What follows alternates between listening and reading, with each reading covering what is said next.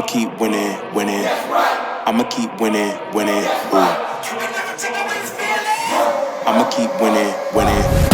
You can try to save yourself, but you only go. Hey, what's going on, guys? Jay Cam back with another video. In this video, we're going to be ranking all the 6 head coach openings in the NFL. Before we get started, please make sure to like the video if you enjoy the content and subscribe to make sure that you're coming back and keeping up. I'm going to be posting all kinds of NFL content with free agency, the draft coming up, NFL playoffs, all that good type of stuff. I'm going to be going more into, so make sure you're subscribing to keep up with that. So getting into the NFL head coaching openings, there's a lot of good candidates to be able to be filled with these. There's only 6 this year. There was about 7 or 8 last year. A lot of people thought that there was going to be even more. Me personally, there were several teams that didn't fire their head coaches that I thought were. One that comes to mind, in my opinion, I think the Colts should have cleaned house. They should have fired Chris Ballard. They should have fired Shane Steichen. Some people thought the Dolphins might do that as well with Mike McDaniel. They chose to keep him another year. So there were several teams that many people thought might fire their head coach. Usually every year there's about 7 to 8. This year we're a little bit less than that. We only have 6 here, with some that fired their coaches mid-season. Some that gave them a short leash and are firing them early, like the Patriots with Gerard Mayo, like the Raiders with Antonio Pierce. So today I decided for this video, I'm going to go ahead and just start ranking these guys based on my opinions. When you're ranking a team with their head coach openings, there's several things that you got to look at. You got to look at their salary cap. You got to look at their current team. Do they have a franchise quarterback? Their current draft positioning. Can you solve those issues? Cultural issues, their owner. So all those things I've taken into account to consider with these 6 jobs, and I'm going to be ranking them from worst to best, starting out with the worst ones. And after examining all these, in my opinion, I do think that the Raiders job is coming in at the worst job opening that the NFL has. Because for one, looking at it, you have Aiden O'Connell, you have Gardner Minshew as your 2 quarterbacks. You don't have a franchise quarterback. That's one of the biggest indicators when looking at a job opening. Do you have a franchise quarterback? And the Raiders haven't had one for a while. They had Derek Carr. He got you to the playoffs, then gets injured. No huge success. Move on from him. So that's one of the biggest points here why I'm putting them last as well. They don't have a franchise quarterback. Going along with that, if you don't have a franchise quarterback, that's fine. Hopefully you could be able to get one in the draft. That's another thing that's wrong with this Las Vegas Raiders head coaching job. They have the 6th pick in the draft, and an NFL draft that's coming up that does not have a lot of first-round quarterbacks. You have 2, and some even argue that they're not first-round quarterbacks, but teams just need a quarterback, so they're going to take them with Shedeur Sanders, with Cam Ward. And the Raiders won 2 of their last 3 games, so they end up with the 6th overall NFL draft pick, and they're not going to be able to move up to get one of them because they're going to get taken in the top 3 with the Giants, Browns, or Titans. So you're kind of stuck there for your first year. You're going to be either with Aiden O'Connell or a bridge quarterback in that case. So you're going to have to suffer through that. So that's one of the reasons that they're also in last. Another reason is a lot of their talent currently on their team. They have a few good pieces. And Max Crosby is one of the best edge rushers in the NFL.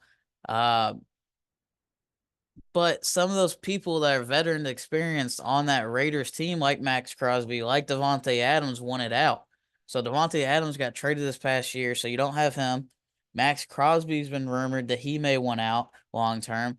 And you have Christian Wilkins, who you just signed, who had a decent impact, but you just gave him huge amounts of money. And there's not much other on this current team that you currently have besides Brock Bowers. So Brock Bowers is your main focal point, which is great. He had one of the greatest rookie tight end seasons of all time, but you don't really have any other weapons. Jacoby Myers is a wide receiver 2 at best. And you had Trey Tucker, but he's going to be a complimentary piece. You don't have a running back.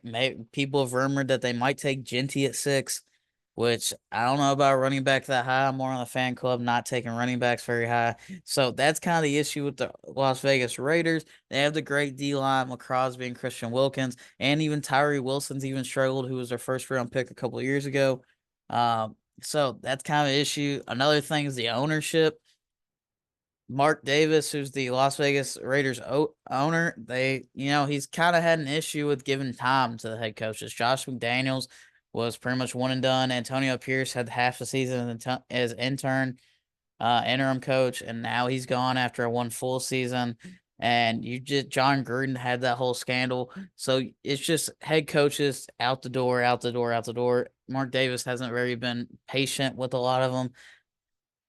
And but although the one positive that the Oakland Raiders do have is next year they are going to have $107 million in salary cap. But the bad thing with it, though, is not many players might not want to come to the Raiders unless you overpay them. Because who's going to want to come to a struggling team unless you just overpay them with the amount of money and all they care about is money? So if you don't have a quarterback in that case, that's going to be one of the struggling reasons there. Nobody's want to come to your team. So that's part of the reason why I have him in 6 here as one of the worst jobs. Moving on to number 5, the fifth job that I think is available right now is the New Orleans Saints. Some people might have this team higher, but looking at it, in my opinion, they're more of a mediocre team. All right, you're kind of in purgatory if you're with that team because you're not super good enough to make the playoffs. Maybe you can win that division. The division is bad, but you have the Bucks in there. The Panthers end up being competitive at the end of the year, and the Falcons have a bunch of star power. So the Saints are kind of in a purgatory spot here, where you're not good enough to make the playoffs, but you're not bad enough to rebuild and have this terrible team or have a terrible draft pick to be able to come up and get number 1, 2, or 3. So they're stuck at number 11. That's by far the worst pick out of these 6 jobs that are open. They're in the purgatory area where they're not very good. They're not very bad. So it's kind of tough. And looking at it, a lot of their weapons are aging. You have Derek Carr, who's getting old. He's kind of a middle of the road quarterback. He's going to get you some wins, but he's also going to cost you some losses. He's not going to win any big playoff games. You have Alvin Kamara, who's getting old. He suffered from an injury this year.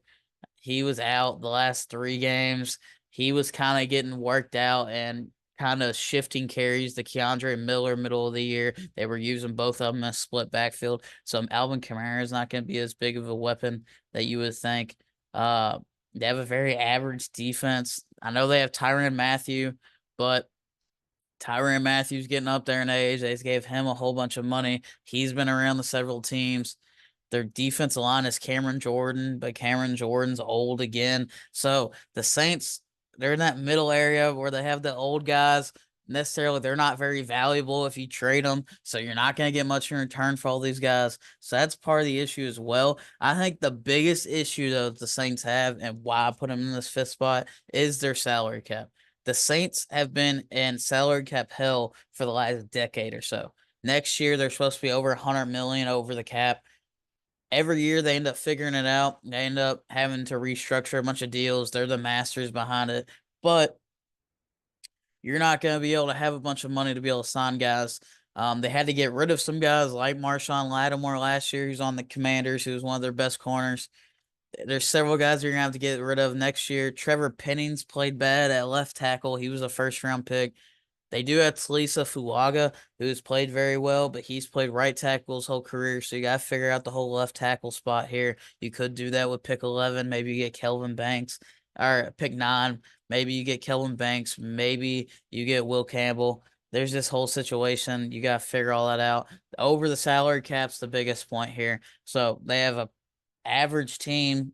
They don't have much that you're going to get back in return if you trade everybody, and they're over the salary cap by a whole bunch, and they don't really have much to fix it. So these two, the Raiders and the Saints, one, you got a bunch of salary cap.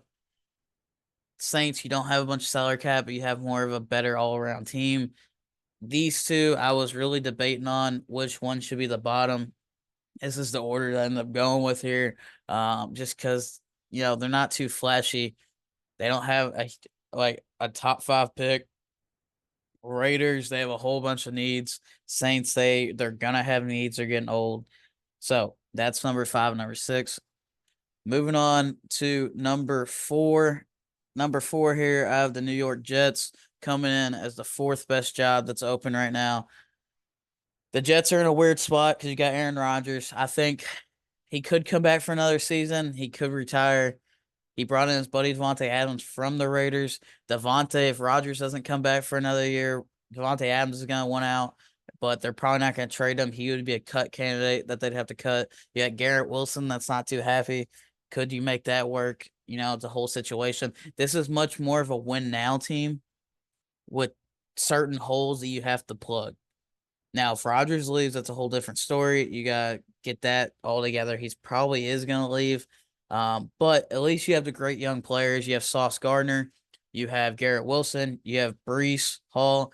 You have all those guys. They have a good young O-line.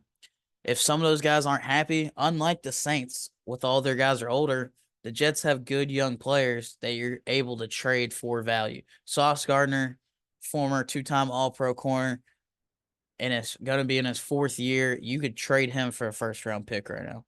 Garrett Wilson, one of the best up-and-coming receivers in the NFL. If he's unhappy, you could trade him for a first-round pick. And then the one that I think would be the first to be gone would be Breece Hall, just because running back's not very valued. And he's, you don't keep running backs onto a second contract. You have younger guys that can do just as good. He had a disappointing year. If Breece Hall ends up coming unhappy, you could probably get like a second, a third for him. But you have those young guys to get value. You also have some young edge rushers already in place. Some people want Jets to take Abdul Carter. That could be a good fit. But you already have Will McDonald on one side. Will McDonald was top 5 in sacks. You could go Jermaine Johnson's on the other side. He's coming off an injury, but he's been a great young edge rusher. So you have the talent on this team. You have a good O-line. You have Olu Fashanu, who's going to be the left tackle in the near future when he comes back. John Simpson was one of the great free agent signings. That's been one of the best guards in the league. AVT on the other side, Elijah Vera Tucker at the other guard. Joe Tippmann was a very good second-round pick. You kind of just got to figure out that right tackle spot. They do have the 7th pick in the draft, so it's right behind the Raiders. Just like the Raiders, you can't get a quarterback with that one. You're kind of playing for next year, hoping Drew Aller from Penn State comes back and comes out the next year. But they do have $75 million in cap projected for next year. They don't have the franchise quarterback, so you're going to have to probably stay with Tyrod Taylor for another year or two. But you have the good young pieces to kind of put you in place for the New York Jets. Lastly, another bad con for the New York Jets job is their owner, Woody Johnson, kind of likes to get involved and make bad decisions. There's been a lot of reports recently out of New York that he's been making some questionable decisions, especially based on like stuff like Madden ratings and stuff like that. That's not a good sign for the New York Jets. But I think that young, talented roster, number 7 overall pick, you're probably picking best available player at that point. That's a good job. You really, honestly, you just need to figure out the franchise quarterback position, and everything else is kind of lined up to be successful for the New York Jets. Do you wait until you try to get Drew Aller next year and stick with Tyrod Taylor? Do you convince Rodgers to come back for another year and try to be good and surround him with even more pieces? Get a Abdul Carter, somebody like that. But I do think that they're in a better situation. They have more cap space. They have the younger players, stuff like that, to be over the Saints and the Raiders. Moving on to the next group, next team, number 3, best job. I'm going to go with the Jacksonville Jaguars. The Jaguars are in a pretty good spot right now, even though they did struggle a lot with Doug Peterson as the head coach who they just fired. The owner's not very good. Shad Khan, very rich owner, but he does make terrible decisions. He hired Urban Meyer. That was awful. Doug Peterson was They made the playoffs, but didn't really do much else. But the one good thing about them is they look like they have their franchise quarterback, even though Trevor Lawrence did struggle this year. The last 2 years before that, he's played very well. They've had recent success. They were in the playoffs 2-3 years ago where they had that comeback against the Chargers, won that game. Their offensive line is pretty good. You have Brandon Sheriff, if he can stay healthy. Other pieces in the offensive line that's been playing pretty well. You do have a number 5 pick in the draft, top 5 pick. You could bring in best available with either Mason Graham, Will Johnson, or Abdul Carter. or you could even get help on the offense line, take a Will Campbell, something like that, help Trevor Lawrence stay upright. You do have a first-round receiver from last year, Brian Thomas, who's played phenomenal. He was one of the top leading receivers in the NFL. So you have all those guys in place. They do only have a little bit over 35 million in salary cap, but the biggest point here for the Jacksonville Jaguars is that you have a receiver, you have your franchise quarterback. I think what the Jaguars really need, they just need a big culture guy that's going to put everything into place. I know if they're interviewing Robert Saleh, he may not be the guy, but someone kind of similar to that that's going to get the culture right and set a culture precedent for the Jaguars and be able to get the coordinators in place. Somebody like I think an Aaron Glenn would be great there. I think like a Vrabel, even though they're not really going after him, he's pretty much for the Patriots job already. He would be great there. You know, a nice leader that's gonna set the culture there. I think is gonna do a great job. And if he just gets a pretty good offensive coordinator to be able to help that progression with Trevor Lawrence. So Jaguars coming at 3. The next job, number 2, the second best job available on the market, I'm going to go with the Chicago Bears. The Chicago Bears have a pretty good situation going on here. They have the number 10 overall pick in the draft. Ideally, maybe they move up, maybe they move back, maybe they stay put. You're going to want an offensive lineman, preferably interior, just because Caleb Williams was one of the most sacked quarterbacks in the NFL history last year, just because that O line was so garbage. They were dealing with injuries. Although their tackles do look pretty good. You got Braxton Jones, you got Darnell Wright on the other side. It's more of the interior offensive line. So could you go with the Will Campbell? You might have to move up for him. If maybe the board falls your way. Will Campbell, they're projecting him either a guard or a tackle. You can move him into the inside. Do you maybe try to move back and get a 4-year starter in Tyler Booker from Alabama? You know, you have that freedom. Maybe you go best defensive player on the board. Maybe like a Will Johnson or somebody falls to you because somebody goes offensive line heavy, but a couple picks before you. You have that freedom in the NFL draft because you're pretty much drafting for best available at that point with a kind of a mindset and hopefully an offensive lineman falls to you. But if not, you just go best available. They look to have their franchise quarterback. Some people like the dog on Caleb Williams. I think he played great for his situation. He does have the receivers in place. People thought maybe he could do a little bit more, but the offensive line was so just terribly bad that I think he played great for overcoming that as a rookie quarterback. He would just last year going into the draft, he was seen as this franchise guy that was the guaranteed number 1 pick. If you get the right guy in place, he's going to do wonderful things. Maybe a Ben Johnson, although he may go to the Patriots as well. Just waiting for that first domino to fall, honestly. It is a talented roster. You do have talented pieces. The defense at the beginning of this past year was playing great when Eberflus was still in the building. Then he gets fired. They kind of go downhill a little bit. So that kind of gives you hope that if you get the right guy on defense to kind of take it over, that they're going to do a great job. There were some bright spots with Caleb Williams. The run game looked good at times. But another good spot is they have $82 million in salary cap projected for next year. Now, if you cut certain players, let people go, they're going to have to figure out the Keenan Allen situation. You know, do you just cut him? Do you bring him back? Certain things like that. But I think the Bears are in a good spot. If they can get the right guy in place, they have the pieces to be able to make it a good job and be able to move and be the best spot in the future. Honestly, to be able to make a contender, although it is a tough division, so that's another downside, is that you have the Packers, you have the Lions, you have the Vikings. But if you are able to be able to build that all together and develop Caleb Williams and just get a few pieces on defense and in the interior of the offensive line, it's more figuring out the trenches in that building right there. All right. So the Bears are coming at number 2, and that leaves the number 1 best head coaching opening for this NFL cycle this year, I think, is the New England Patriots. The New England Patriots have a lot of positives when you look at it. If you're looking to be a head coach in the NFL, that's why they have the 2 top candidates right now going to be interviewing for them. You have Mike Vrabel, who's honestly one of probably the top candidate that everybody thinks. 2, I think a dark horse to get the job. Ben Johnson is going to be interviewing the next day or 2 there. So I think Ben Johnson could easily take the Patriots job. So that's kind of why you have the top candidates trying to get to the New England Patriots, because they actually do have a really good situation, even though they just fired Gerard Mayo after 1 year. That was kind of a disaster.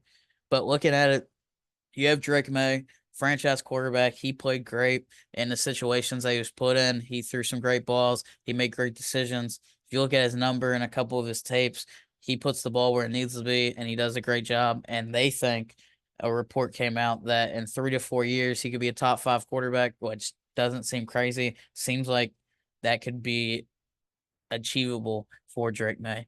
The second thing, they have by far the most salary cap out of all these teams. So not only do you have the franchise quarterback already, you're getting $190 million in salary cap. You can go and spend that to upgrade the team. His biggest need is probably he needs weapons. He needs defense as well, and pretty much O-line against the good teams. So there's several things you have to kind of work out with this $190 million. You have people like T. Higgins. That's been reported for seems like the last 2 years that the Patriots are going to be interested in T. Higgins. So that's another guy that you can bring in. Potentially, maybe he stays with the Bengals, but there's always going to be wide receiver weapons. Heck, you could even bring in Keenan Allen from the Bears potentially. Devontae Adams, maybe. I doubt he goes to the Patriots. He probably want a contender, but you got those situations. You got $190 million to play with just to surround your franchise quarterback. Second thing, they have a top 5 pick. I think it is number 4 right now.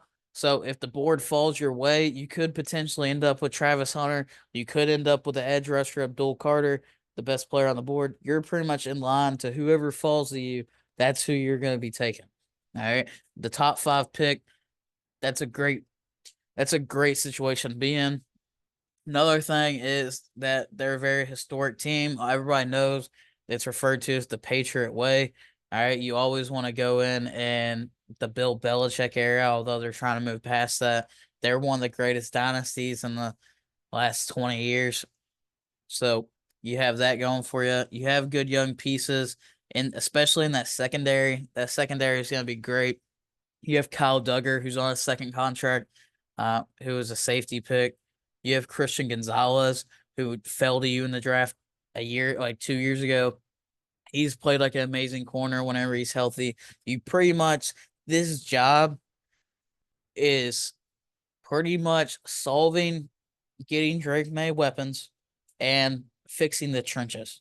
All right. You want to get Drake May's weapons, whether it's a T. Higgins or whatever. We talked about that already. But the second biggest part of this, even though you have Christian Barmore at D tackle, who's been very good in the last couple of years, you want to fix the trenches, whether it's offense line and defense line. That's what you need to fix with this team. The offense line was pretty bad. They allowed Drake May to get hit a lot. That's a common theme with these rookie quarterbacks. And they need to be able to set the line of scrimmage on that defensive line. They need to be able to get some edge rushers, whether it's Abdul Carter. They need to get Kelvin Banks, whoever that, or maybe it's him. Maybe it's Will Campbell. Maybe it's Mason Graham. Pretty much all these prospects that are in this top 5 draft are very good, made out to help the Patriots here. So if you can go in and you can get that aggressive mindset, keep that culture that they've already built and kind of keep that going, but make it a little bit yours while fixing the trenches and keeping Drake May upright and getting a little bit of a pass rush, the Patriots are in a very good situation to be able to play with that $190 million salary cap and that top 5 pick. That's why people like Mike Vrabel, who's played there before, has been looked at as the head key